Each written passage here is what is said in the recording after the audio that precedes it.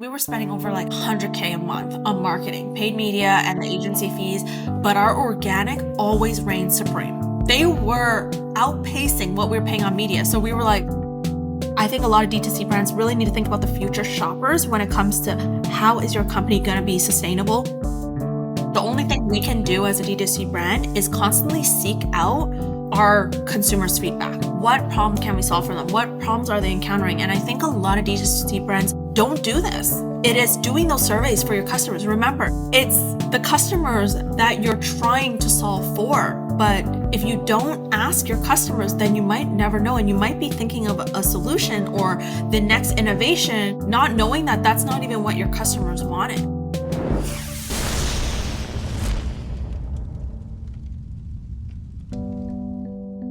Imagine having the world's top social creative experts on your team, analyzing your ads, auditing your ad library, and helping you deliver more winning creatives. You don't have to imagine anymore because Motion just launched Expert Agents, AI-powered workflows designed by the industry's best creative strategists. These aren't generic AI tools. Each workflow is built by real performance marketers actively managing high-spending ad accounts. You'll get access to things like Creative Performance Analyzer powered by Dara Denny's framework, which helps you break down what's working and what's not with each of your ads, or Ugly Ad Finder created by Barry Hott, which scans your top spending ads and serves up organic social inspiration so you can make ads that actually stop the scroll, or Scale Unlocker from Jess Bachman, which maps your current ad spend across the awareness stages to pinpoint your biggest growth unlock. Plus, Motion's expert agents include custom tools for social listening, strategic ad iteration, and more, giving your team the insights of a veteran creative strategist at no extra cost. Start shipping more winning ads today at motionapp.com/expert-agents. Tammy, welcome to the D2C podcast. I was lucky enough to meet you at the Founders Retreat, the Founders Reset with the Ecom North guys a couple weeks ago up in Whistler. It was absolutely fantastic. Welcome to the D2C podcast. Thank you, Eric. I'm excited. Luxe Du Jour is such an interesting brand, and it's such an interesting product. It's a tech product. It's a community. It's an experience. Walk me through your hero's journey building Luxe Du Jour. Oh, well, it really helped being a bag addict. Let me tell you that. To build a community and a platform for other bag addicts or designer luxury enthusiasts came so easy only because I'm that ideal clientele. And I think that just really went hand in hand. So I wish I could tell you an elaborate hero story, but really the hero story is, look, I grew up poor and I really, really wanted to own something luxury at one time in my life. It was the milestone. It was something that was going to motivate me, right? And one day I told myself, you know what? I'm going to own one of those nice, authentic Louis Vuitton bags, and I'm going to make it, that's going to be an achievement, a milestone of mine, and really have a taste of what that's like. And throughout that journey of trying to achieve that, eventually I did get that. And I started learning the resale value of certain bags, started getting so interested in more of the craftsmanship, the history behind certain brands. Why do some of these brands increase in value? And why do some of them not? And how are these bags fake and how are these real and authentic? And because of that interest, I started sharing that on Instagram, creating a community, a platform on Instagram, selling my collection eventually, solving my own problems as I encountered them as a bag addict, a collector, and someone that is in that vicious cycle of, look, I have an appreciation for a damn good designer handbag, and I love fashion, but you get in that vicious cycle of needing to sell it. Then you eventually want to rent it. Then you eventually want to restore some, and Luxe Du Jour does all that. And I eventually, throughout the years, have just developed Luxe Du Jour because I encountered the problems of a bag addict and I solved them through Luxe Du Jour, and I knew that other people were experiencing those problems. So now Luxe Du Jour is this platform where you could shop, sell, rent, or restore authentic pre-owned designer bags all in one place. We make it easy, and I made it here now talking to Eric. And if you do it right, it's probably less of a vicious circle because you can remonetize your purchases through different ways. It's I'm a businesswoman also. So when I thought of that, I'm like, there must be also bag collectors out there that want to monetize their designer luxury closet. Everyone's making money. They're either making money through Turo, renting out their car when they're not in use. They're making money on Airbnb, renting out their rooms or homes when it's not in use. Why can't the designer luxury enthusiasts monetize their designer luxury wardrobe? And that's not for everyone, but there is some women that look, we don't want to feel guilty about our expensive purchases. If I can make it make money for me, why not? And that was just one of the ways that people can monetize. It's when you buy pre-owned too and you save like 70% off. Oh my God, it's like a treasure hunt, Eric. You might not understand this, but just put this in your world of like watches, okay? Imagine you got such a good deal on a luxury watch, like for 20, 30, even 30% off. That's saving thousands. And then finding out that in the retail boutiques, they go up in value. Like Rolex, for example, they have price increases. They make it harder for people to achieve. And then you get to resell it in the future for a higher price. I was like, I'm in. I'm all in on this company. I need everyone to experience what it's like when I went through this. So you're this one-stop shop for bag addicts. How did it start though? Because you've got so many different aspects to the business. I know it all runs off of an app, which must have been a really interesting thing to build. But how did you get your feet wet with it? I got my feet wet when I eventually had a collection of like 20 designer items in my closet. And my friends also were really into collecting designer handbags, but eventually we had to sell them.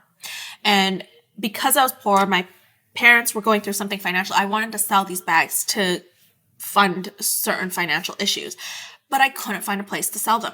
In Canada, we don't really have platforms that at that time, this was 8 years ago, right? It was eBay. It was Kijiji.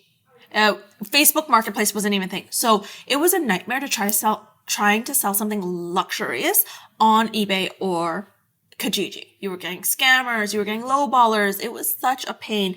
So eventually I just decided to, you know what, I'm going to use Instagram. That's the only social platform that I knew how to use, didn't know how to make a website or anything. And I started listing the bags on the Instagram page, which was called Luxe Du Jour. It means luxury of the day. So I started posting it on there. And because of the value I was adding, I was giving the Instagram community tips on how to spot fakes. Here's how you should prevent scammers. Don't do this. Beware of this.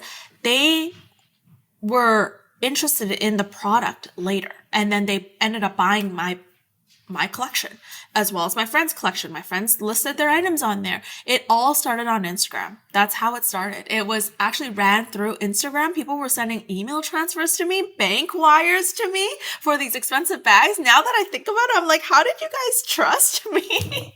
And is that because you built up content about how to spot fakes, right? Like you actually were like an authority on that. Yeah, I built up the trust. I built up the community, and eventually they bought the bags that were being listed on that platform. And it was ran on Instagram solely with no paid media for 5 years.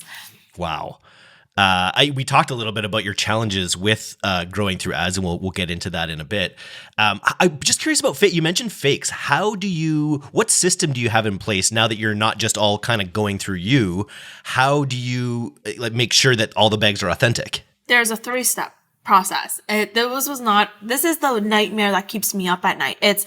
We should never ever pass a single fake, because that reputation is everything. So the 3-step is so important to us. So here's how it works now. Now we have an in-house authenticator at each head office. Okay, so someone has to actually physically feel, smell, and actually inspect the bag. Then it goes under Entropy. So Entropy is a AI machine device that actually scans at a microscopic level. So it is only made to determine counterfeits based on its stitching, their leathers, their engravings, their fonts.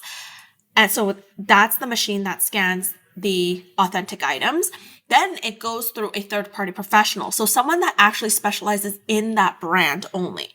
So one is a generalist authenticator, then it is microscopic AI machine learning, then it is the specialist in that brand. And that's why Luxe Du Jour can back up with a lifetime authenticity guarantee. If someone bought a bag from us 5 years ago and all of a sudden was like, hey, you know what, actually, this was deemed counterfeit, which I don't know how they would be able to, because we had a 3-step process, but that's the reassurance we give. we offer that lifetime guarantee because that's how confident we are in our authentication process. We rather turn away something that is even has a single tiny red flag than to even process it. That makes sense. Yeah, because again, it's all about the trust that you're building with this community. Exactly. Where does most of your growth come from now? The growth really comes from still organic. We are still crushing it in the organic game. I can't stress this enough to my marketing agency that we actually are now moving to in-house marketing person because that's the detail we need in there. But it was always, we were spending over like almost $100K a month on marketing, paid media and the agency fees, but our organic always reigned supreme. They were outpacing what we were paying on media. So we were like not happy with the agency at one point. We were like, how is our organic outpacing our paid media, for example? But yeah, it's still really, really strong when it comes to organic and our community. When you remove the paid media, does your organic go down? Because with like for us as a newsletter, the more we spend on ads, the more we get from people, clicking through to our Instagram handle and subscribing organically. How much of a correlation was there between your heavy ad spends and your organic, or is it independent mostly? I really think that's a great question. I really think that, of course, it goes hand in hand, but we could survive without paid media. And we'd still be doing very similar revenue without paid media is what I'm quite confident in. Super interesting. What are the brands? I'm just curious, from your perspective, what are when brands hold their value, is it more based on the model and maybe the year that they were built, or are certain brands going to rehold their value a lot better than other ones? Yeah, there are certain brands that are just going to hold their value a lot more, but it's so important to understand the styles because here, my husband made this mistake before and he thought any Hermes bag held their value. So he would just go into Hermes, buy me any bag off the shelf and be like, well, it's a good investment. You told me like you like Hermes. I was like, not that one. But there's certain styles for brands, but the brands are Louis Vuitton classics, the monograms, the Damier Ebene prints. Then there are the Chanel classic flaps. Then there are the Hermes Birkins and Kellys. If you can get your hands on any of those, of course, they retain their value really, really well. But yeah, there's certain things you have to know about each style because that's just, I can't give you the whole book of, if I could create an encyclopedia of all the best investments based on the 10 years that I've been in the design research, I could. But there's just so much you need to know. So it's not just any Louis Vuitton is going to hold its value. That's not true. That's absolutely not true. But Louis Vuitton, there are a lot of styles within Louis Vuitton that will hold their value, that could hold their value. There is Chanel, a lot of Chanel styles that will also hold their value. You just need to know what styles. And that's why people follow us because we give them that information. We help guide them through that journey. And then there's also Hermes. But there's like brands that absolutely any style from that brand does not hold their value. That would be brands like Chloe, Valentino. These are the brands. Balenciaga has tanked a lot too because of controversy. There is a Givenchy. There is Fendi that doesn't hold their value. These are those brands you should absolutely buy on the pre-owned market because you're going to get 50% off retail price if you buy it in a lightly used condition most of the time. And none of these brands probably discount much at all on their own. Those brands that don't hold their value, sometimes they will have sales, and that's the ultimate reason why they don't hold their value. Whereas Chanel, Louis Vuitton, Hermes, they don't have sales on their bags and accessories. So I'm not a bag addict, but I have been known to be like a bit of a shoe horse. I enjoy my shoes, and I'm like, when I'm buying a pair of boots, it's like I will look at boots. I'll look at their silhouette and I'm looking for just such subtle differences in the way that they're oriented and the kind of leather. I'm just curious from your perspective, like what are some of the psychological triggers that really make someone want to buy, a 5K bag? 100%. It's a craftsmanship. It's understanding the history also behind certain brands. And it is really, I think it's a sense of feeling. It's like why do people sometimes buy that luxury car? It's like that sense of accomplishment, knowing that you're not rocking a fake, because I'm telling you, if you are buying the fake, you don't get that sense of accomplishment. You are impressing people you don't actually really care about with money you don't really have to spend. But when you buy an authentic, it almost feels like you're being authentic to yourself and you're like, you know what? I can hold this with pride. And there's certain characteristics of the bag, like if it has a top handle, if it's a classic rectangular shape that is really classic and that really appeals to a buyer. But really, I think when people buy authentic designer luxury, it is really a sense of that accomplishment for them. The same way, and appreciation for the brand and the style and the designer. Whereas you get that same feeling why do you buy a luxury car? It's almost that sense of accomplishment, and you have that appreciation for that brand, that all the little works that went into that car. Whereas you don't get that with a fake with a fake bag. As a Canadian too, I just feel like I'm sort of like ruthlessly transparent a lot of the time. So I remember when I was in Thailand many years ago, I bought a pair of fake Yeezys, and people would be like, "Nice Yeezys," and I'd be like, "They're fake." I would just like have to tell them reflexively, like I couldn't try to pull off that they were real, even though they looked real to everyone else. It's like that feeling wasn't there, so I would be like, "Oh," and then it's like, "What?" Then that's not a cool look. When you're telling everyone you're wearing fakes. It's an awkward position to be in, because then people are like, "Oh, well, then now I'm going to start questioning if everything else of yours is fake." Exactly. So being this marketplace, being, that you run this app, you own the app, you must be generating a lot of data. There must be like a lot of data on like resale. Like, is there anything that you're doing? Like, how are you using the data that you're generating with the marketplace that you've created? So we created a proprietary quoting software, because the one thing about our business is we don't have a business if we don't have supply. And the great thing about Luxe Du Jour is we get our supply direct from consumers like you, Eric. If you have a Louis Vuitton duffel bag, you may be the one trying to get a quote from Luxe Du Jour and trying to sell it and get a price from Luxe Du Jour, right? So the data we've collected is really on pricing, resale items, and really seeing what sells, what doesn't sell, what will they sell at? What price will they sell at on the resale market, right? Seeing what's in demand, seeing what's not in demand, seeing what's the trends of these designer luxury items and styles. So we are collecting that because through our quoting software, there's a purpose to us. We don't just collect data for the heck of collecting data. We have to have a purpose for it. And our purpose is making sure we price really competitively with the market. So of course, Eric, when you're getting a quote from Luxe Du Jour, you can at least get a quote with confidence, knowing that it is not just a random 16-year-old giving a price for your Louis Vuitton duffel bag and saying, "Hey, it's worth $200 when it's not, right? So we have to make these informed and educated decisions that as a business, but it's beneficial to the seller, the consignor, to make sure that they feel confident in this is what my item goes for. Because a lot of people, Eric, they think their item is worth way more than it really is. I'm sorry, that sentimental value, you're like, what do you mean that this is worth 50% less than what I paid for? And then they get really upset. But the purpose of us collecting this data is we're telling you, if you listed this item close to retail price, it's not selling. So it's just a waste of both people's time now, right? And it's doing a disservice to that seller, because you're not going to get what you paid for it realistically, but at least people know with the data we're collecting that they're going to get a quote that makes sense. You're not going to get undervalued. We're not going to be selling your items for pennies to the dollar, but you are going to get that competitive market resale value, because we are in the resale world, right? You'll understand what the market will bear. Exactly. How do you guys make money? Are you charging a percentage of each sale? Is there a fee for listing? How does it work for your end? Yeah, so we process everything we take in. So we offer 2 quotes. So Eric, let's go with that Louis Vuitton duffel bag example again.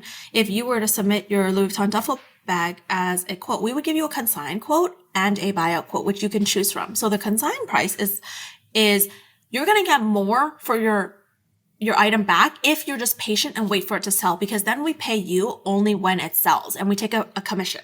And that commission could range from 14% to 20%. It's a tiered system. It's transparent on our website. Or we're going to offer you a straight buyout, Eric. So let's say we offer you $1,000 for your Louis Vuitton duffel bag, because we plan on listing it for, let's say, $1,800, right? That's really great for customers that don't want to wait for their item to sell. They just want an easy, seamless transaction, and buyout is the way to go for that. So we make money through the commission or the margin we buy an item from and then sell it from. And then we make money from the restoration upsells, and then we make money from the rental rentals as well. Super cool. I'm just on your Instagram page now, 205,000 followers. Looking at your content here, are you doing less of the educational content at this point that you kind of started out with? Yes, we are doing less of that because we had new content creators, and it's hard to teach them the passion that I had in the 10 years, right? You either hire someone that is a designer luxury advocate, enthusiast, a bag addict myself. It's hard to find those people because those clients are rich.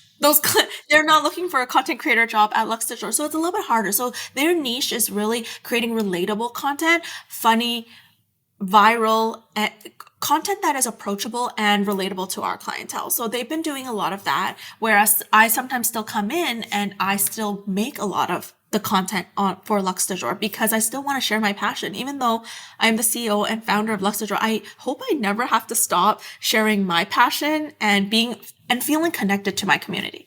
Totally. How big is your company now? 31 employees. 31 employees. And is that mostly in BC? I'm not even in BC, Calgary.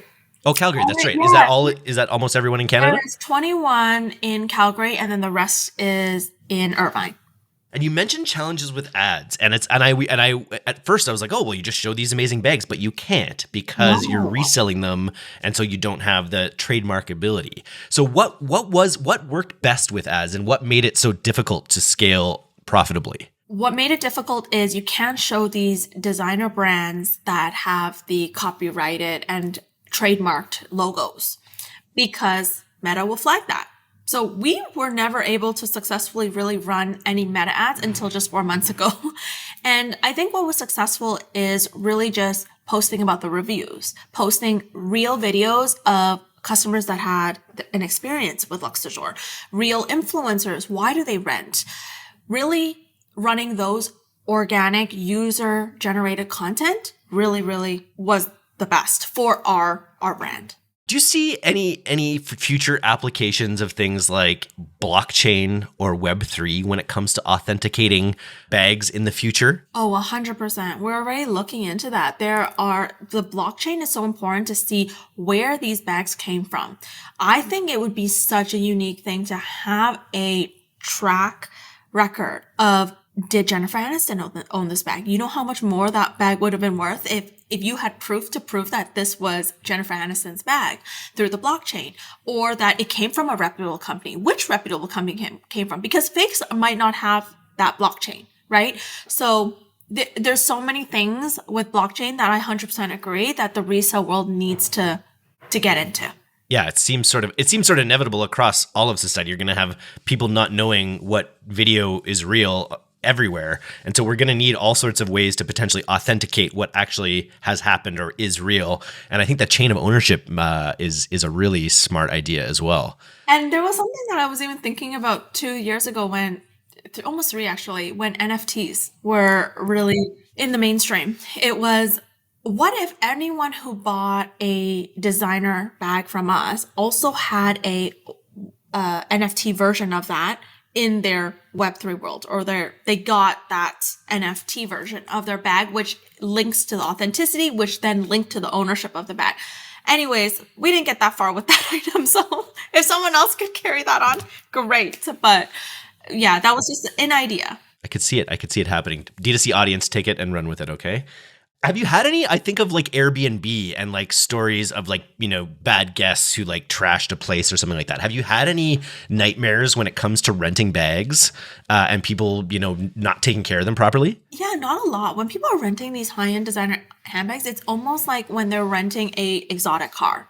You're most likely going to take care of the exotic car a lot more than a Honda Civic, for example. That's just the reality of luxury items. And we've only had a couple experiences that were nightmares, which actually came out of Montreal. They actually tried to run off with the bag, but collections, everything that they signed, the underwriting process, like we ended up getting our money back, right? And it just went to their collections, whatever that is. And there was someone that got this ink mark on the outside of their bag, and it was like the size of a toonie. If there's Americans They know what a tuning that? is What's a toonie? it's, It's like my a favorite meatball size, okay? meatball. There you go. That's very American. Perfect. That's pretty American. But and then the luckily is that they were willing to pay for the restoration of that bag. So it was $300 to just pay to restore that designer handbag. But luckily we have Bag Spa with Luxe Du Jour, and that was the perk. It was if you ruin the bag, anything bigger than there's a certain size, a P size amount, that you would be liable to paying for that restoration if you ruined it. So we don't have a lot of bad renters, and a lot of our clients don't want to ruin that relationship with Luxe Du Jour because you get disabled right away. What's your favorite brand? And here, actually, my question is, as a bag addict, are you a recovering bag addict? Has being around all of these bags lessened your actual love for collecting them? Most people don't ask this, Eric. I don't even carry a designer bag most of the time anymore. I just carry my key clasp that has all my keys. I hold my phone in my hand. And because I'm a mom also, like I'll carry just a random tote that I could just throw around and I don't worry about it. And I think it's because I've been around so many of these bags. I know with the amount of bags that Luxe Du Jour owns also, that my perk as the CEO and founder is I can rent any of these bags for free. So I get free bag rental. So if I do need it, I have it. But I probably only have a collection of probably now 6 Hermes bags in my collection. Very minimalistic compared to where I was before. And my husband does not buy me any more designer bags because he knows that, look, we don't need to buy that. I'm here for the experiences now. So Hermes is your number one. Then Hermes those are the ones that you kept. Brand. Yes. Nice. I'll have to look at them. Next week, we're actually releasing a podcast with Portland Leather Company, which is a really big, they're not in the same stratosphere of these big designer brands, but they've done something like $500 million or something. Wow, they're just this unbelievably big. impressive. Yeah. They're just a huge leather company.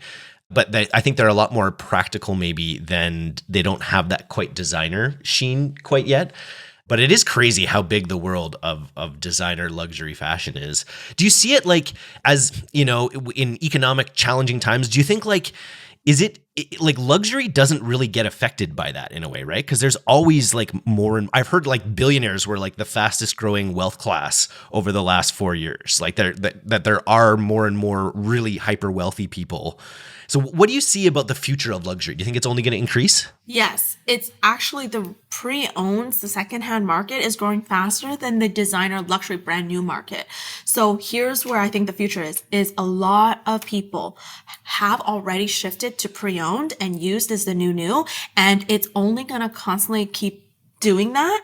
And the luxury giants, the brand new, the LVMH, need to find a way how they're going to complete that cycle and get into the resale world. They're already figuring out how to get into the pre-owned and control their own pre-owned market, because I really do believe the future generations, the millennials, the Gen Z, who are the future shoppers, you have to understand what drives them. They are driven by spending on impact, sustainability, purpose. That's their MO.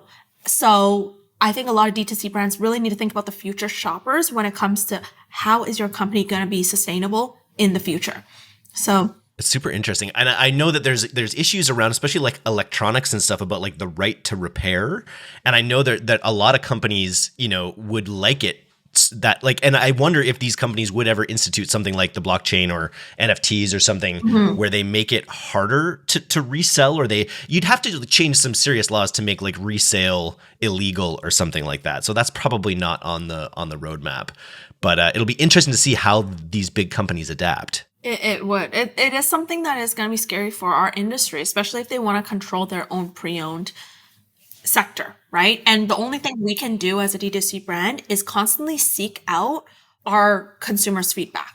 What problem can we solve for them? What problems are they encountering? And I think a lot of D2C brands don't do this. It is doing those surveys for your customers. Remember, it's the customers that you're trying to solve for. But if you don't ask your customers, then you might never know. And you might be thinking of a solution or the next innovation, not knowing that that's not even what your customers wanted or have an issue with. So I think that's what sets really us apart, the pre-owned world and a small business compared to the luxury brands, because the luxury brands aren't dedicating their time to really seeing what their consumer needs really are. What are your goals? You mentioned bringing marketing in-house, which is going to be an interesting challenge. What do you see as your goals for 2025 and beyond with Luxe Du Jour? Well, 2025 and beyond is really to grow Luxe Du Jour to the most that I can, and really hope that we do complete the ecosystem, the shopping ecosystem with a luxury giant or a luxury brand or a luxury department store, so that we could finish that cycle. And ultimately, I don't know if this is going to be good or bad, but I really want to find my succession plan. I really want to sit on the board. I really want to find the CEO that's probably had that 10 plus years of connections already built, 10 plus years of experience already built. Sometimes I still sit in my position. I still have imposter syndrome. And realistically, I'm like, wow, this is really a lot of pressure for me.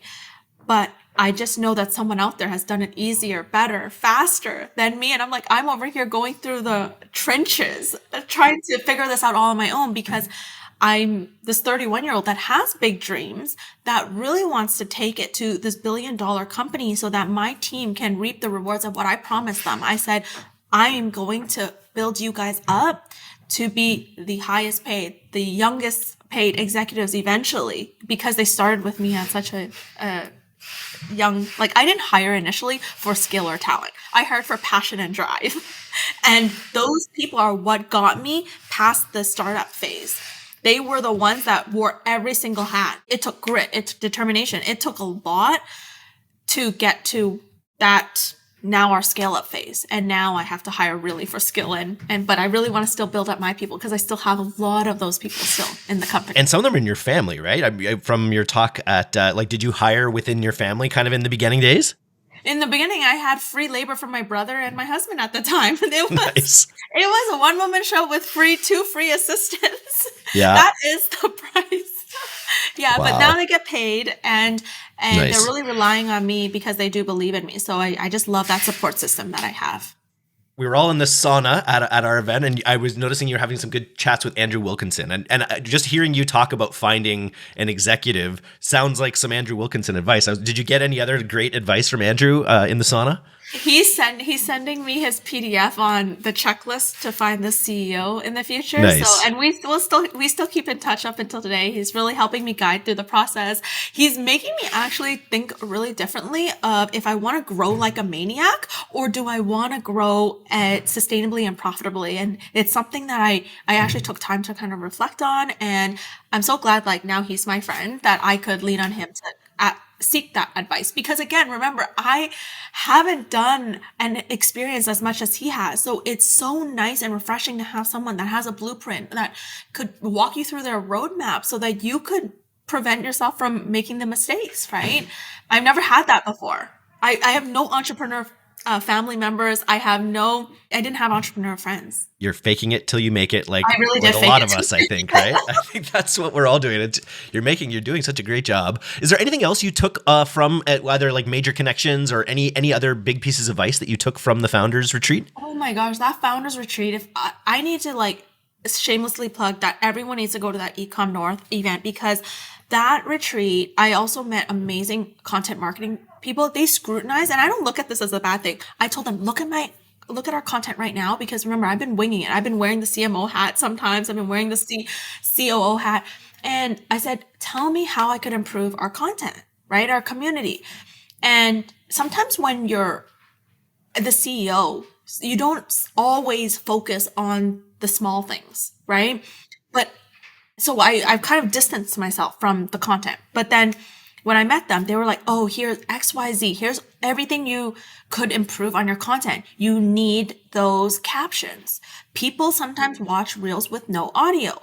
So you need captions. You also need the 4 points and the pillars of a good content, organic content. You need it to be engaging, viral. You need it to be informative, and then you need it to be converting. And I was like, oh my God, how do you tie in all of that into one content? And they were giving me really great ideas on how to create that. And an example that I executed recently, they were like, talk about the top 5 brands that hold the worst resale value. Do it, right? talk that's about the great. top 5 brands that sell so quickly here at Luxe Du Jour and XYZ. Like, they were giving me this blueprint because, again, I just love a community that supports, and I just learned so much from them. So they were giving me really good advice. I know some founders might be offended and be like, no, I think our content marketing is great. Screw what you have to say. There's nothing wrong with it. But I'm really open to all that feedback and criticism. So I didn't take it bad. I know that my content team, though, however, when I was giving them that feedback, there was one comment they made. They were like, you make funny viral videos, but why are we memeing luxury? Like, that doesn't make sense. And so I just took that exact verbiage. My bad. I should have sugarcoated that. I took that exact verbiage from what the founder said. And to my content team, I was like, you guys, a really good feedback is we're a luxury brand that we are a trusted luxury brand, but why are we memeing and trolling almost luxury? Like, we're making fun of it. It seems like, right? And that was a comment. And I know my content team did not take it well. They were upset. They thought I was criticizing them, but really I was like, no, it just means that this is a good perspective to shift our content team. I mean, and you get set in your ways too. You mentioned that you're, as a CEO, you're not always diving down to the small details. It's also you set tracks and you look up and you've run along the same tracks for a long time. And sometimes it's hard. You look back and you're like, okay, I guess we could use a refresh. Yeah. My mind goes to, and I don't know if you think about this, but back to that, comparing real to fake in a way. But again, you don't really want to associate your brand with fake at all. So maybe doing a lot of content about how to spot a fake Hermes, how to spot a fake different brands. Maybe you don't want to do that because you don't even want to put the word fake in people's mind. And the thing is yes, we don't want these manufacturers knowing all the reasons why we caught their fake, and they go constantly improve it.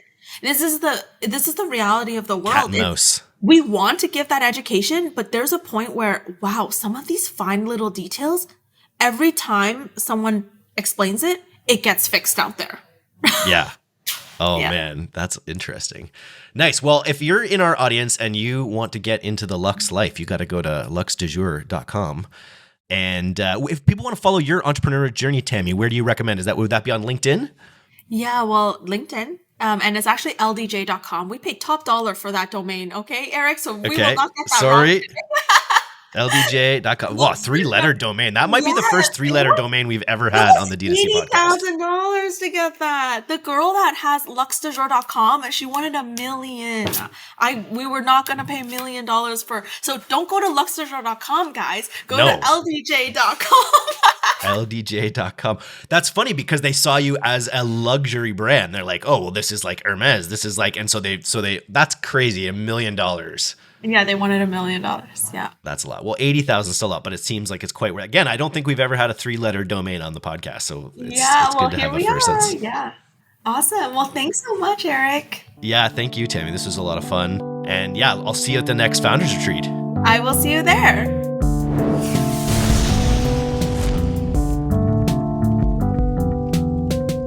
Thanks so much for listening to today's episode. If you're not a subscriber to our newsletter, you can do that right now at directtoconsumer, all one word, .co. I'm Eric Dick, and this has been the D2C Podcast. We'll see you next time.